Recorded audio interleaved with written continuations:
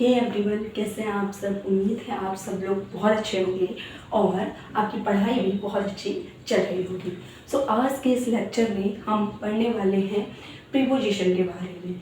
देखिए, प्रीपोजिशन जो है एक काफ़ी वाइड टॉपिक है और प्रीपोजिशन पर कमांड करना ऐसा कहा जाता है थोड़ा सा मुश्किल होता है, लेकिन अगर हम स्टेप बाय स्टेप चीज़ों को समझें तो प्रीपोजिशन भी हमारी मुट्ठी में आ सकता है।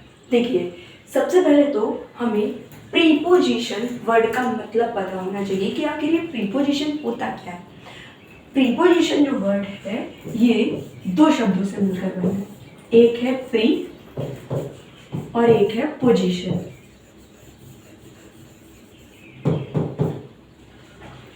प्री का मतलब होता है पहले एंड पोजीशन का मतलब हम सभी को पता होता है। पोजीशन का मतलब क्या होता है? स्थान या फिर जगह। देखिए, अगर हम सिंपल वर्ड्स में समझें तो प्रीपोजिशन एक ऐसा शब्द होता है जो कि किसी नाउन या प्रोनाउन से पहले आकर उसका जो रिलेशन है वो सेंटेंस के जो दूसरे नाउन प्रोनाउन है या सेंटेंस के दूसरे जो वर्ड हैं उनसे बताता है। रिलेशन बताने का मतलब क्या हुआ? रिलेशन बताने का मतलब सिंपल सा है कि सेंटेंस के बारे में हमें क्लैरिटी देगा। सिंपल से आप एक बात समझिए, जैसे कि जब हम एडवर्ब पढ़ते हैं तो हम एक वर्ड पढ़ते हैं मॉडिफाई करना, जब हम एडजेक्टिव पढ़ते हैं तब हम पढ़ते हैं कि जो एडजेक्टिव होते हैं वो क्वालिफाई करते हैं। ठीक है, आप ये जो भारी भरकम शब्द है हमें कभी कभार क्या होते हैं समझ नहीं आते हैं, तो आप सिंपल सी चीज़ समझिए, चाहे क्वालिफाई करना हो, चाहे मॉडिफाई करना हो, या फिर हम प्रीपोजिशन की बात करें, ये सारी चीज़ें हम सेंटेंस में इसीलिए यूज़ करते हैं ताकि सेंटेंस में हमें ज़्यादा से ज़्यादा क्लैरिटी मिल सके। पार्ट ऑफ स्पीच आखिर हम क्यों पढ़ते हैं? पार्ट ऑफ स्पीच हम इसीलिए पढ़ते हैं कि किसी भी सेंटेंस को बनाने के लिए सिंपली तीन चीज़ों की ज़रूरत होती है, एक तो सब्जेक्ट, एक वर्ब और एक ऑब्जेक्ट। आप चाहें तो ऑब्जेक्ट ना भी लगाएं तो भी कोई प्रॉब्लम नहीं, सब्जेक्ट और वर्ब से भी हम सेंटेंस बना सकते हैं या फिर सिंपल वर्ब का यूज़ करके भी हम वो सेंटेंस बना सकते हैं। ठीक है, जैसे फॉर एग्जाम्पल मैंने कहा स्टॉप, रुक जाओ, है ना।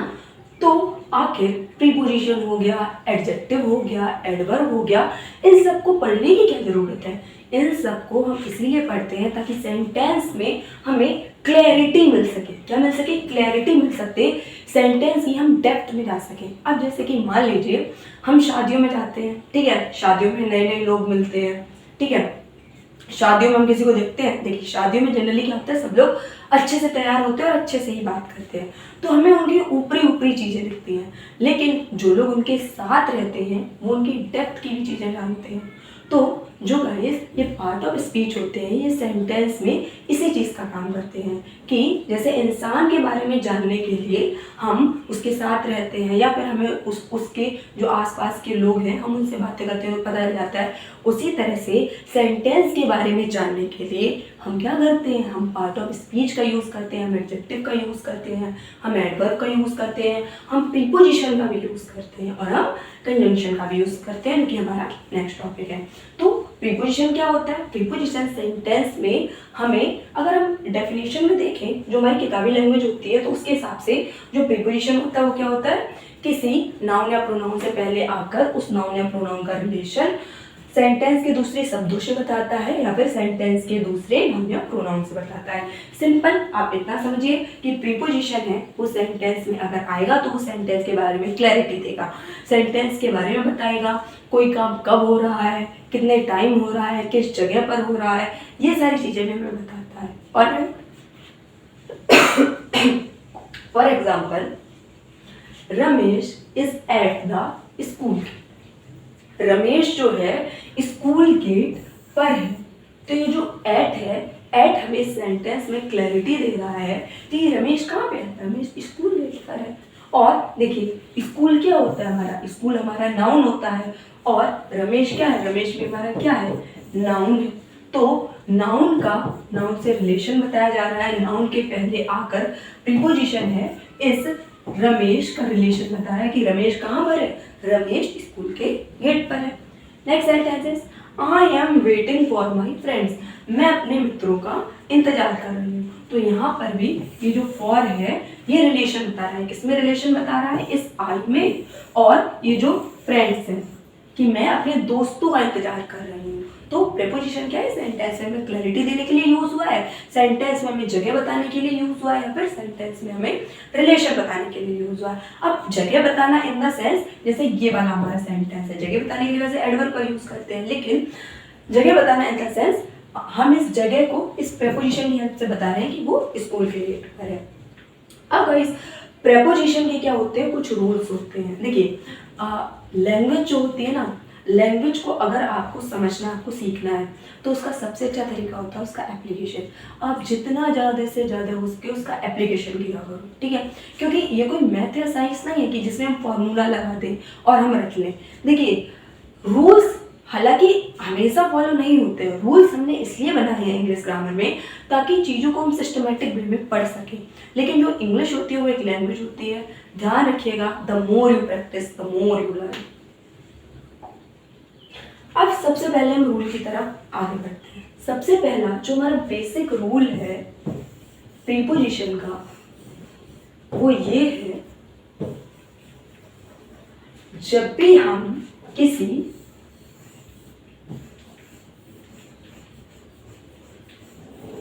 डेफिनेट डे या फिर डेट की बात करते हैं, definite day Monday, Tuesday, Wednesday, Thursday, Friday, Saturday, and definite date 15 August, 26 January, 31 March, ये सारी क्या है, ये सारी हमारी डेफिनेट डेट्स हैं। तो इनके साथ हम हमेशा ध्यान रखिएगा ऑन का यूज करते हैं। ऑलराइट, इसके अलावा अगर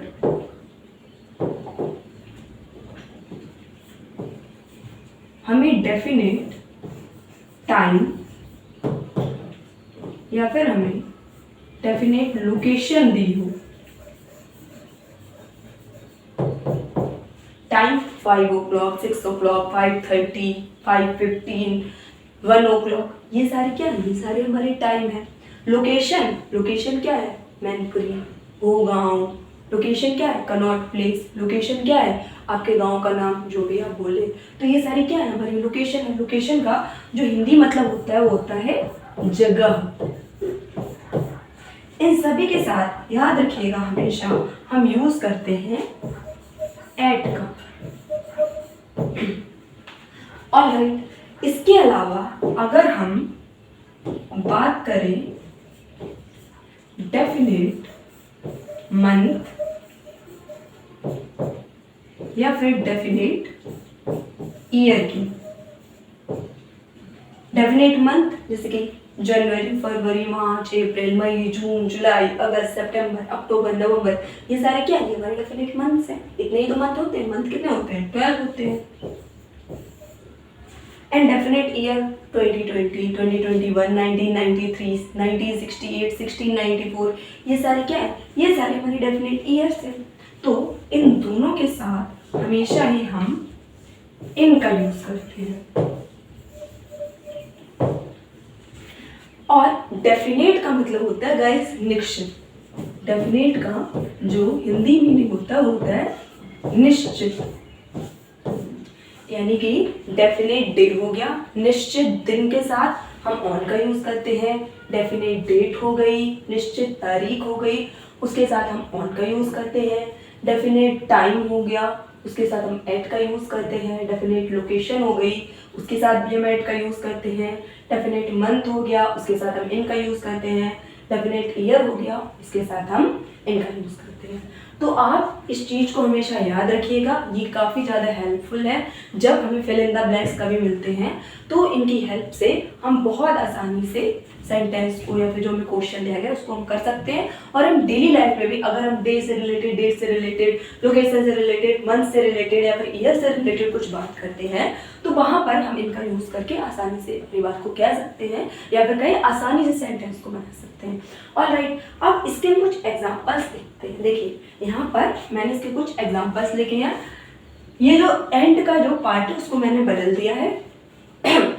अब according to the sense August 2020 December 9 o'clock Connaught Place as Sunday के अकॉर्डिंग हम यहाँ पर प्रपोजिशन को फिल करेंगे। जो हमारे स्टार्टिंग का सेंटेंस है वो है आई विल मीट यू, मैं तुमसे मिलूंगी। मैं तुमसे कब मिलूंगी? 15 अगस्त, 15 अगस्त को। ये 15 अगस्त क्या है? ये हमारी डेफिनेट डेट है। और अभी अभी मैंने आपको बताया कि डेफिनेट डेट के साथ हम किसका यूज करते हैं? हम ऑन का यूज करते हैं। तो यहाँ पर हम कौन सा प्रीपोजिशन फिल करेंगे? यहाँ पर हम फिल करेंगे on. I will meet you on 15th अगस्त।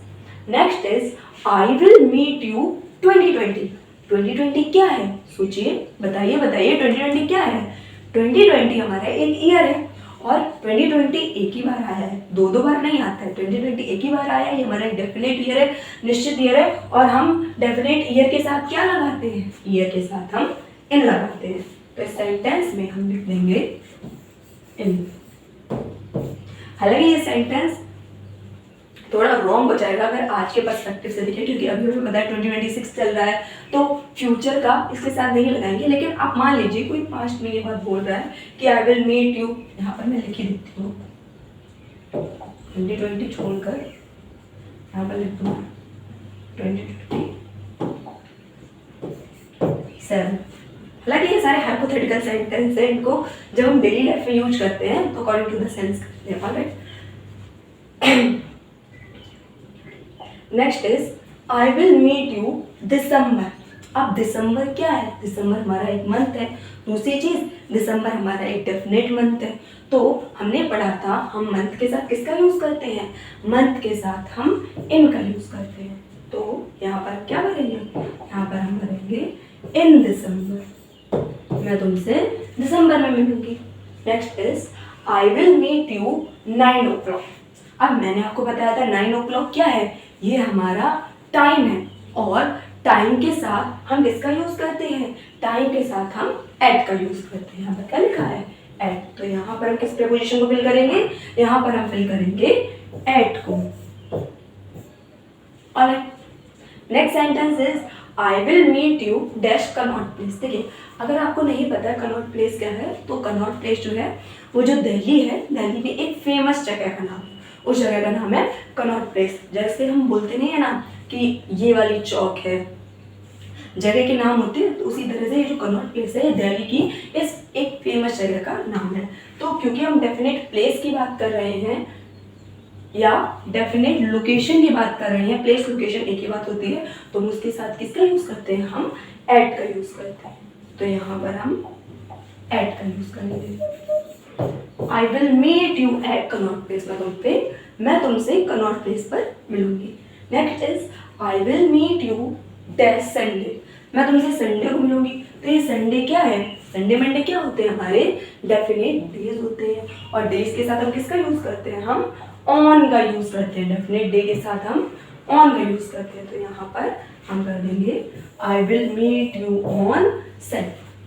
तो ये थे हमारे कुछ यूज प्रीपोजिशन के definite day, date, time, location, month and year के साथ। जब भी आप पढ़ा करें ऑनलाइन तो एक नोटबुक और पेन साथ लेकर बैठा करें, या तो आप स्क्रीनशॉट ले लिया कीजिए या फिर वीडियो को पॉज करके ये जो मैंने चीज़ें बताई हैं इंपॉर्टेंट चीज़ें, इनको लिख लिया कीजिए। ऑलराइट, अब हम आगे बढ़ते हैं।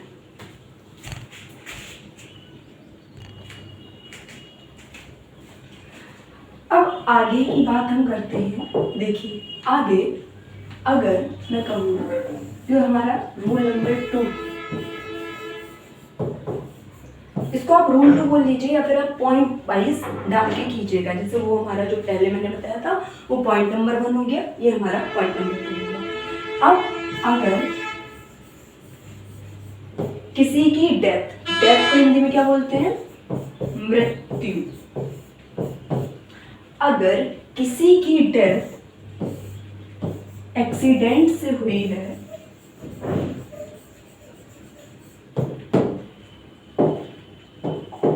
तो हम वहां पर इन का यूज करते हैं।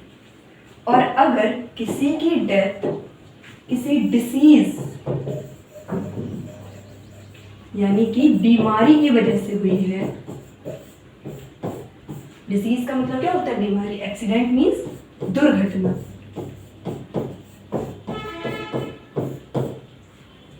तो हम यहां पर ऑफ का यूज करते हैं। मैंने क्या बताया? अगर किसी की डेथ, मृत्यु, डेथ क्या होती है? मृत्यु, एक्सीडेंट के थ्रू हुई है, मान लीजिए किसी का एक्सीडेंट हो गया किसी भी चीज में, तो हम वहां पर इनका यूज करते हैं। या फिर अगर किसी की जो डेथ है, मृत्यु है, वो किसी बीमारी के कारण हुई है, बीमारी कोई सी भी हो सकती है, कैंसर हो सकता है, लंग कैंसर हो सकता है, किसी की लिवर खराब हो सकती है, किडनी खराब हो सकती है, बीमारी के नाम हो सकते हैं। नाम होता है ना कि डायबिटीज है, या हाई ब्लड प्रेशर है, या हार्ट अटैक है, ये सारी क्या हमारी बीमारी होती है। तो इनके साथ हम ऑफ का यूज करते हैं। अब हम इनको एग्जाम्पल्स के हेल्प से थोड़ा समझते हैं। जैसे कि the first sentence is she died death heart attack. और हार्ट अटैक क्या है? हार्ट अटैक एक डिसीज है, एक बीमारी है। तो हमने क्या सीखा? बीमारी के साथ हम ऑफ का यूज करते हैं।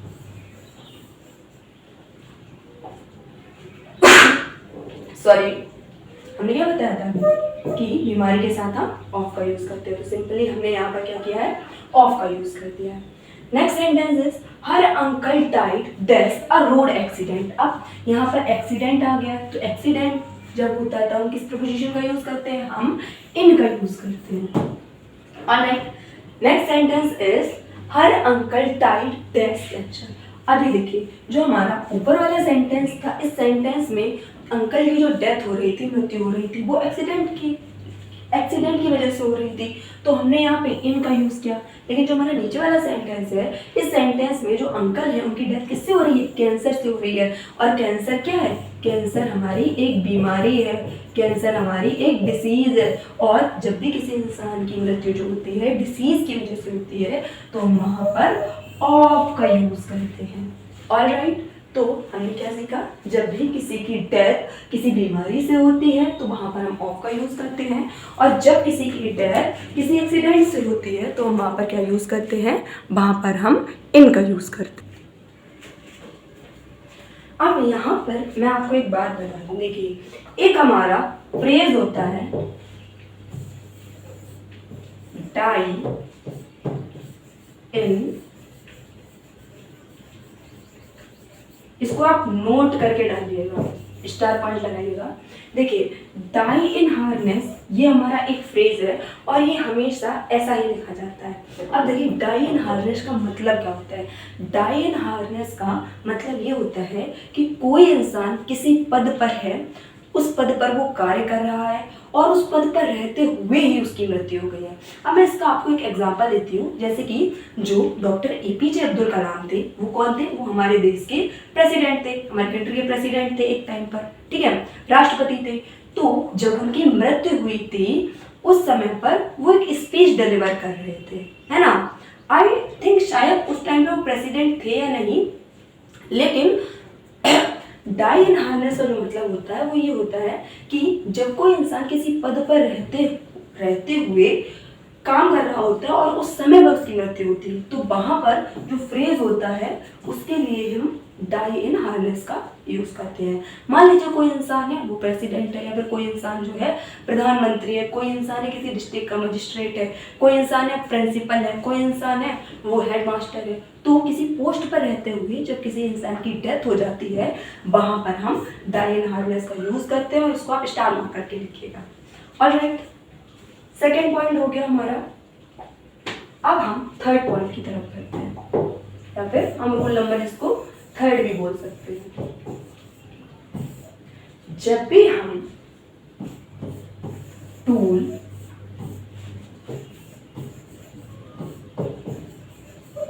इंस्ट्रूमेंट या फिर वेपन की बात करते हैं, हम तब वहां पर विद का यूज करते हैं। वैसे पता है विद का जो हिंदी मीनिंग होता है वो होता है साथ या फिर से, but according to the sentence इसका सेंस बदल भी जाता है, लेकिन जनरली जो विद होता है इसका मतलब होता है से या फिर साथ। टूल क्या होते हैं? टूल बॉक्स आपने सुना होगा, आपके घर पे टूल बॉक्स है जिसमें क्या होते हैं, जिसमें हैमर होता है और भी चीज़ें होती हैं। इंस्ट्रूमेंट क्या होते हैं? जो हमारी मदद करते हैं काम को करने में। एंड वेपन का मतलब होता है हथियार। कोई भी हथियार हो सकता है, वो नाइफ हो सकता है, वो स्वॉर्ड हो सकती है, तलवार हो सकती है। तो जब भी हम टूल, इंस्ट्रूमेंट या वेपन की बात करते हैं वहाँ पर हम विद प्रीपोजिशन का यूज करते हैं। For example the first sentence is cut the Apple dash a knife. अब मान लीजिए पापा आए हैं, ठीक है, पापा आए हैं घर पर और लाए हैं 1 किलो सेब। पापा लाए हैं 1 किलो सेब, तो मम्मी ने क्या बोला, अरे यहाँ मान लीजिए कोई बच्चा है, इस बच्चे का नाम है चिंटू, ठीक है, चिंटू, अब चिंटू की मम्मी बुला रही है, चिंटू यहाँ आओ, cut the Apple with a knife. क्या बताया मैंने? जब भी हम किसी टूल की बात करते हैं, इंस्ट्रूमेंट की बात करते हैं, अब देखिए यहाँ पर ये जो नाइफ है ना, इसको हम टूल बोलेंगे। क्यों? क्योंकि इसकी हेल्प से हम काम कर रहे हैं, तो यहाँ पर हम विद का यूज कर देंगे। अब मम्मी बुला रही है चिंटू को, चिंटू यहाँ आओ, पापा देखो इतने सारे सेब लाए हैं, cut the Apple with a knife. जो एप्पल है, सेब है, उसको चाकू से काट दो, ठीक है। Next sentence is she always right dash a pencil. वो हमेशा एक पेंसिल से लिखती है। तो यहाँ पर भी हम टूल, इंस्ट्रूमेंट की बात कर रहे हैं। देखिए जो टूल और इंस्ट्रूमेंट होते हैं ना गाइस, ये हमारी हेल्प करते हैं हमारे काम को करने में। अब वेपन जो होता है, हथियार जो होता है, उसको हम अच्छे काम में भी यूज कर सकते हैं और उसको हम गलत काम में भी यूज कर सकते हैं। आगे सेंटेंस में मैं आपको समझाऊंगी। अभी यहाँ पर ये जो पेंसिल है ये एक टूल का काम कर रही है और हम इसके साथ इसका यूज करेंगे, हम इसके साथ विद का यूज करेंगे। She always write with a pencil. Next sentence is draw a circle dash a compass. Circle बनाओ एक कंपास के से। कंपास समझते हो क्या होता है? आपकी जो ज्योमेट्री बॉक्स होती है उसमें एक ऐसा सा इंस्ट्रूमेंट होता है, ऐसा सा, यहाँ पर पेंसिल फंसाते हैं।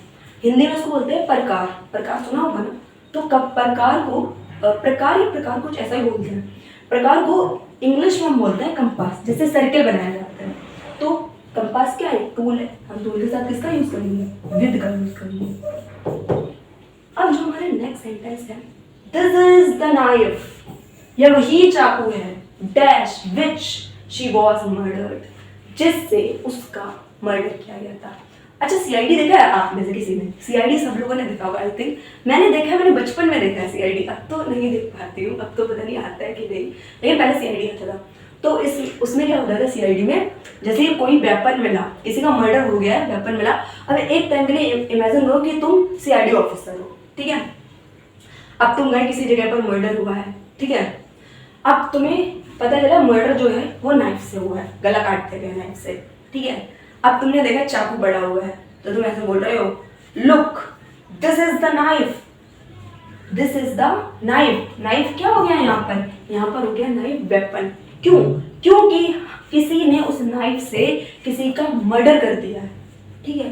तो यहाँ पर जो नाइफ था, जब हम एप्पल काट रहे थे तो वो क्या था? वो हमारा टूल था। लेकिन यहाँ पर जो नाइफ है ये हमारा टूल नहीं है, ये हमारा वेपन हो गया, क्योंकि हमने इससे किसी की गर्दन काट दी। अब तुम्हें नाइफ दिख गया है, अब तुम बोल रहे हो this is the knife with which, preposition का हमने यूज किया विद का, जिसकी हेल्प से उसका मर्डर किया गया। ये जो सेंटेंस है ना, ये सेंटेंस हमारा पैसिव में है।